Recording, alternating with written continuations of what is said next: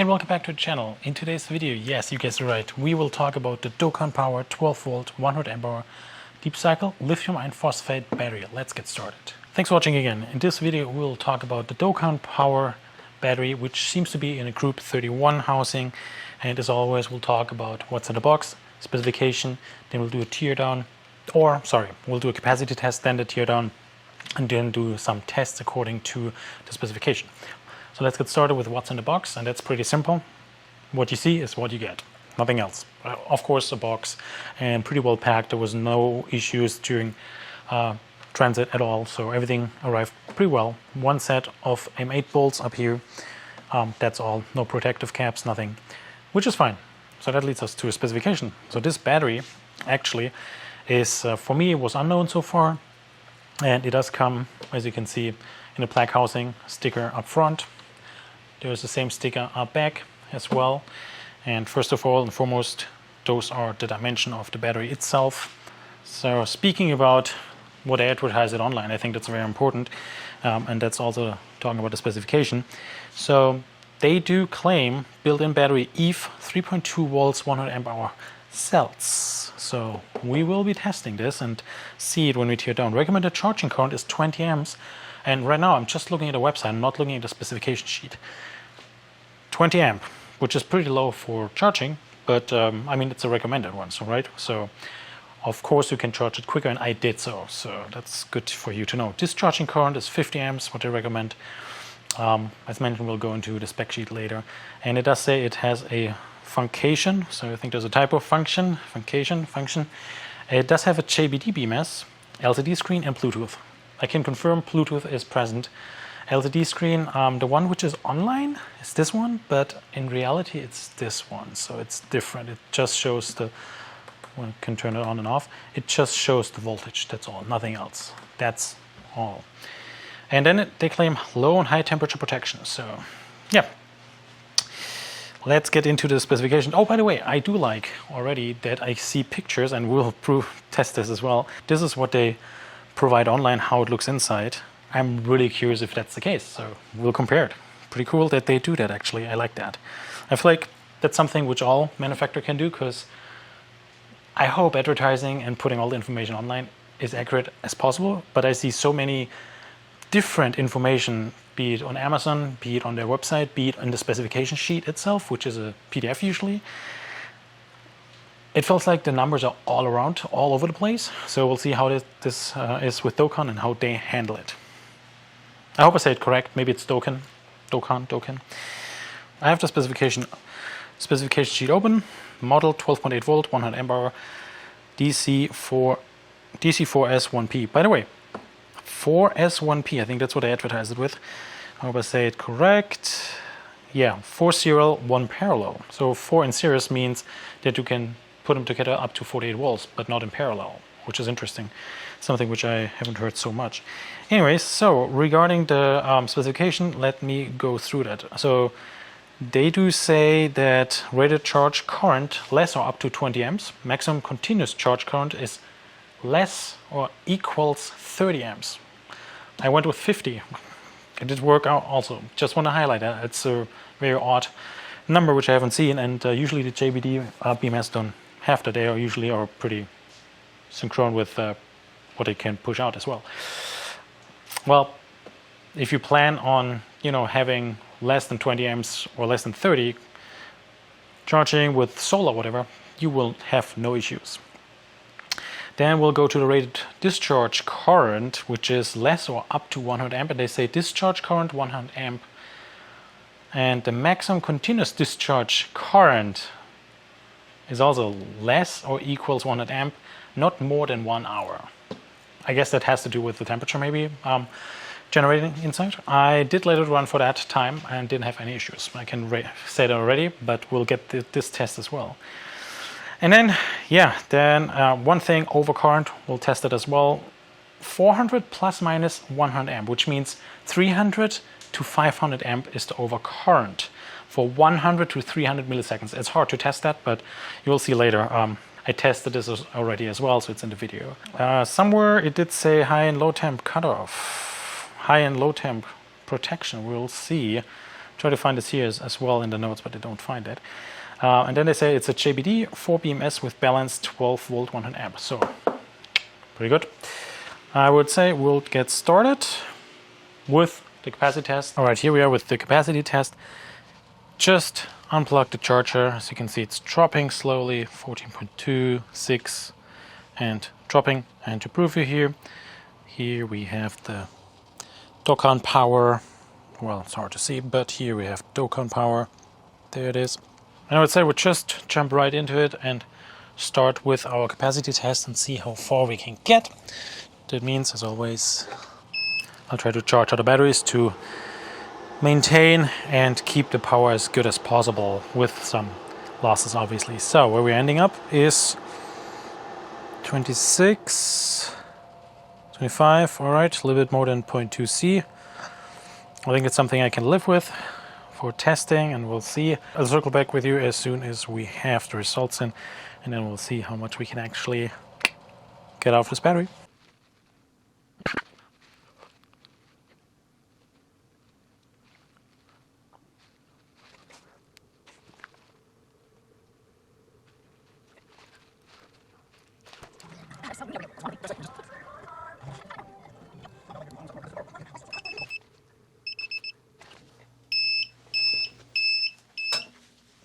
Nice. Alright, it just stopped. You saw that. We made it. It's a pass. Well done. So 104 amp is, I think, a really good result, if you ask me, and that is nice and refreshing to see. Advertised 100 amp hour. It's not less, it's not equals, it is more. Pretty nice. Let's do a high current test and also overcurrent if we can reach that, and see how much we can actually pull out of this battery. I hope it works, that you can see both numbers. We have a consumption of 0.4 amp, which is most likely this one, because I'm clamping into and measuring the wire going straight to the battery behind the battery monitor. And then we have here the battery monitor. Let me reset it. And now we can test the high current draw and see how far we can get with that. Let's get started.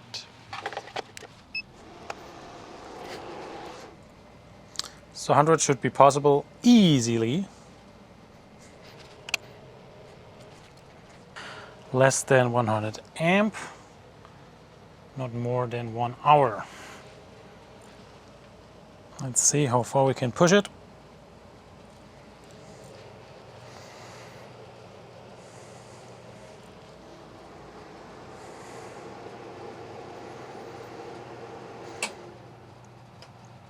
All right, well, that was kind of to expect, but I didn't expect it would happen.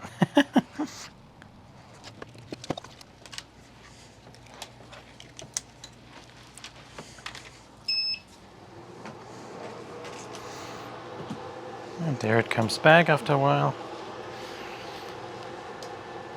Looks like the BMS restarted it on its own. Adding some load. Let's try to go with the 100 amp. Continuously a little bit.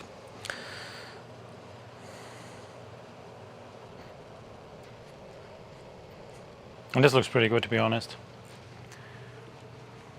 As advertised, which is amazing to see. And by the way, the maximum continuous charge current was less or up to or equals 30 amp. I was charging with 40 amps continuously the last hour or two, and it worked flawlessly, no issues at all. Which is interesting that it's such a low value, but, well, keep that in mind, very important. Alright, let's try to go a little higher, step by step. We know that 160, 166 or whatever that was is not maintainable to draw from this battery. Okay, even 117 is not maintainable. That's good to know. And there it's back. There we go. Less or equals 100 amp, we're a little bit above, as you can see. So again, left is reading straight the wire to the terminal, the positive wire, and the battery monitor is behind. So there's a little difference, as you can see. Pretty nice. I'll let it run. If there's anything else coming up with this one, I'll let you know. Until then, we can do and try the The overcurrent protection kicks in at 400 plus minus 100 amps, so it could be between 300 and 500 for 100 to 300 milliseconds. I don't know how to measure that, but you know what? We'll go high. To 30. That's more than 100 milliseconds. Yep, there we are. All right. I think we're good, or at least I'm good with this test. It's cool that a BMS kicks in on its own again. It has a good protection, which is really refreshing to see. I like that a lot. And yeah, the 300-400. I think it might be possible for a couple of seconds, seconds probably. But you saw with 200 or whatever that was, we are kind of good protected when it comes to overcurrent, which is good. And that's what it's advertised. That's refreshing to see. All right, let's continue. Nice. So we've seen the overcurrent testing here, or the high current draw. It's nice to see that we can actually pull 100 amp continuously and discharge the battery. Advertised is up to 1 hour, so keep that in mind. Everything above is a nice gimmick. It's nice to have, right? That's what we should treat it for and treat it with. It's not like a trolling motor or something, but I went up to 160, around 160, and let it run for a couple of seconds. It also was able to handle that for a couple of seconds before it stopped. But cool about it, it was coming back. I like that as well. And that means 160, a couple seconds, cool, it might be a little bit more, but advertised is 300 to 500 amps for 100 to 300 milliseconds. So it's capable of pushing more than 160 even, a couple milliseconds, if you need that for whatever reason. But it does have some kind of protection and will stop. So this is very important to understand. Otherwise, you have to work with fuses, as advertised, as we talked about already, and you might have seen also in other videos from other YouTubers probably. Let's continue with tearing this down. Let's have a look inside. Is it similar to what they would advertise it online? And then we'll do some testing here as well. Okay, I got it open. It was pretty good glued. Okay, you can see we have this block here. It's a group 31 housing. But this could fit in a mini, if you're just looking at this, a mini or group 24 easily. So let me start. So we have the MAC address here for the BMS, Bluetooth, that's good. A 6-gauge wire over here. We have 2 8-gauge wire here on the negative side going to the terminal. The terminals, you can see they are glued. So instead of having a torque value or something here, they just put glue on so you cannot move it, or well, you can probably, but it's just that this one is just getting loose by itself.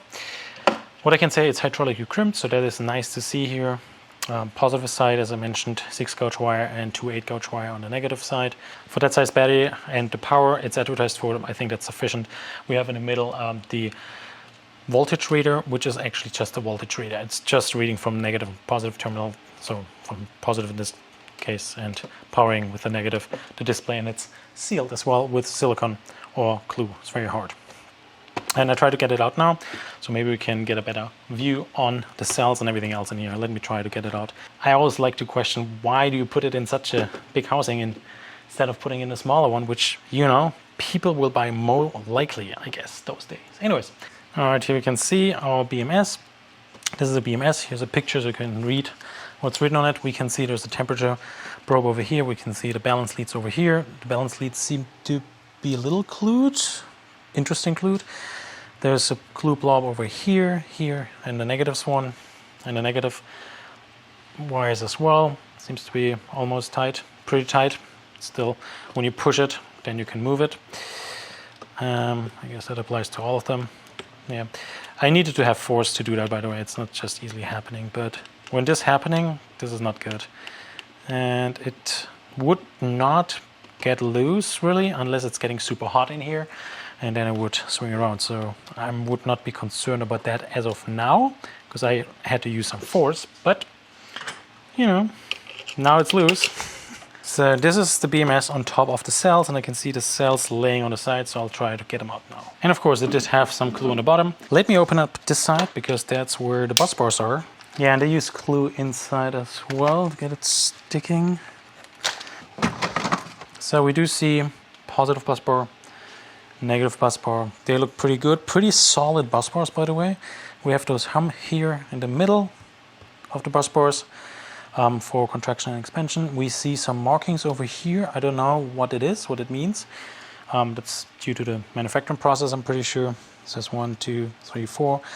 Maybe it's a balancing thing or whatever. Then laser welded bus bars, good to see. Interesting everywhere where they have a balance lead. By the way, they routed pretty good, even though they just use packing tape for that, but they're stuck to the cells so they don't get loose or move around. I like to see that. They also put in tape here, which is, this is the adhesive. Interesting. I don't know why they put adhesive on this side. Anyways, what happened when I ripped it open, I just saw this balance lead sticking up so much. I pushed it down. Well, it might not get loose when it's in the housing because it's pushed in. But as soon as I got it out, the glue blobs they turned yellow here. They're a little softer. I don't know. It's just an observation. I don't know what this adhesive strip is here.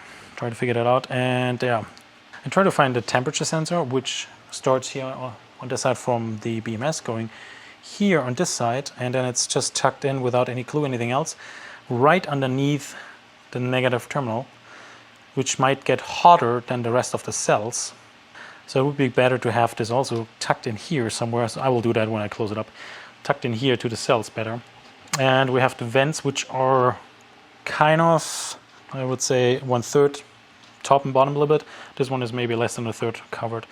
I don't think that's really good, but I don't know how those vents actually work, so that's something I cannot define. Those balance leads, they have a little extra, they seem to be laser welded on with a little strip of small metal or copper, I guess.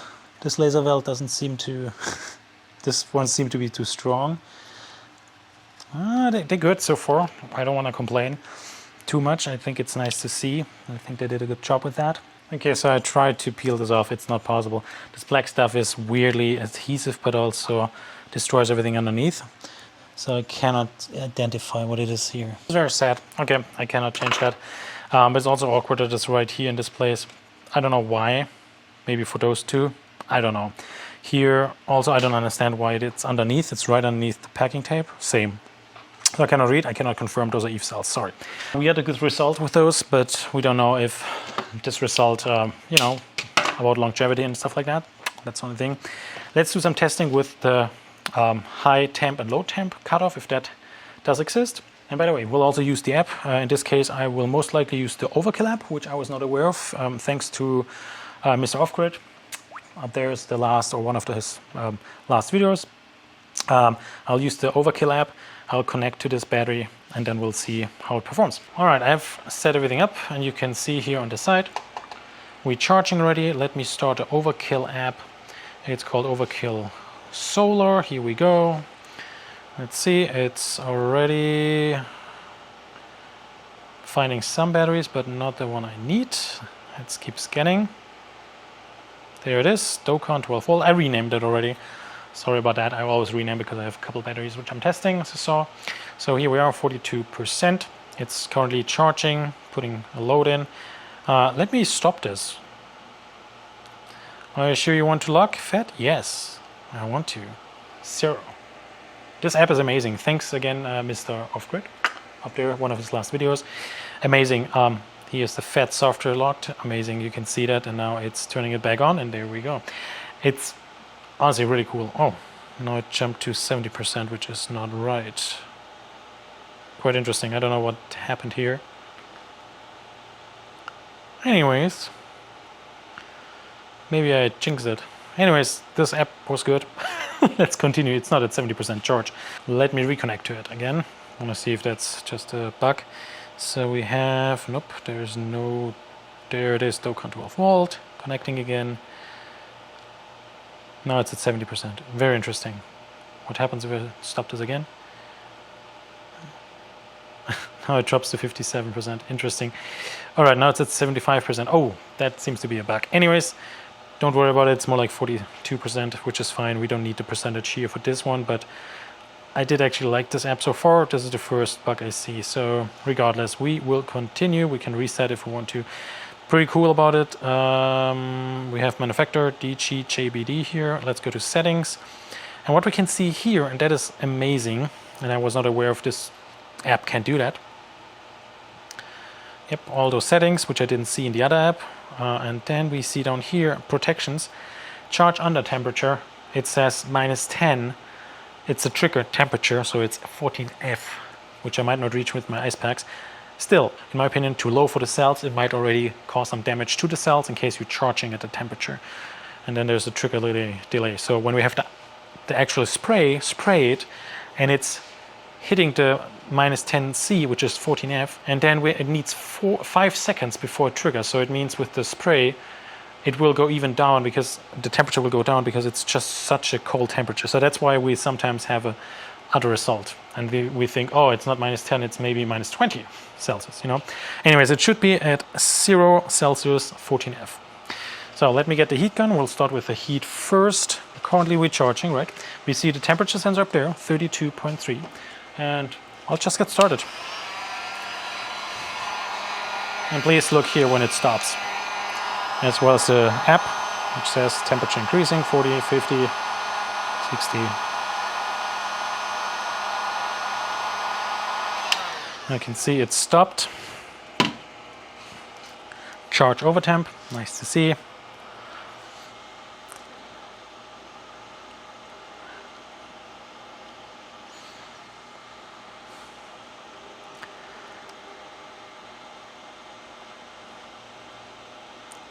Now it comes back. Let's check the temperature setting for the overheating again. So we have to charge over temp. It's at 65. Here the top one. 65 trigger, and then it takes up to 5 seconds before it triggers. And then a release temperature will 55 when it drops below 55. Nice to see. Okay, let's do the same test with our duster. Yes, I know, duster, etc. But we will look at it. Cold temp. 11 Celsius, 5 Celsius, -10, now 5 seconds. And then it should stop. Well, that might not be enough. Let's see, -6, -24, now 5 seconds. And there it is. That was around 5 seconds. Oh, to be repaired, interesting, okay. There it is back. Temperature is again Celsius. Let's see. There we go. It's back. Charging again. Still, the temperature sensor was below 0 in this case. Let me get an ice pack and see if we can get it to 14F at all. Okay, after ice packs here, we have still recording. Still recording. Nice. Okay, let me put on the ice packs. Here we go. And now let's see what's happening. It's dropping -3, so we need to reach -10 for 5 seconds that it triggers. Oh yeah, there we go, -10. There we go, charge under temperature, nice. I'm gonna take this away. -5, yep, and there it is. Charging again.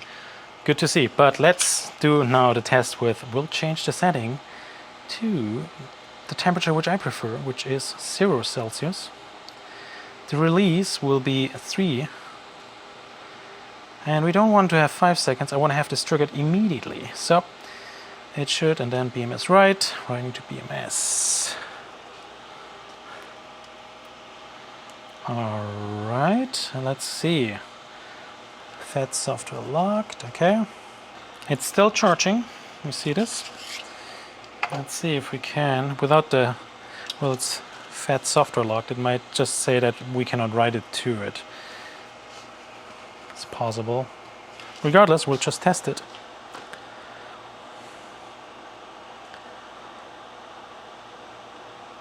We are below 0 and it is already charged.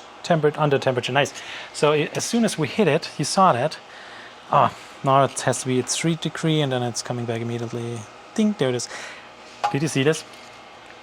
Did you see this? We can change it actually. Let's see. I want to close this and open it again. Okay, opening the Overkill app. opening the Overkill Solar app again. Let's see if we see, where is it, DOCAN?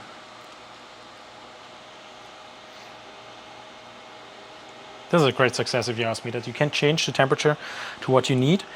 Man, this is amazing. I love it. There it is. Connect.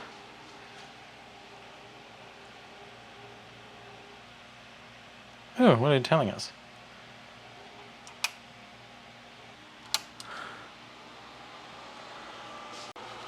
Okay, so just restarted it.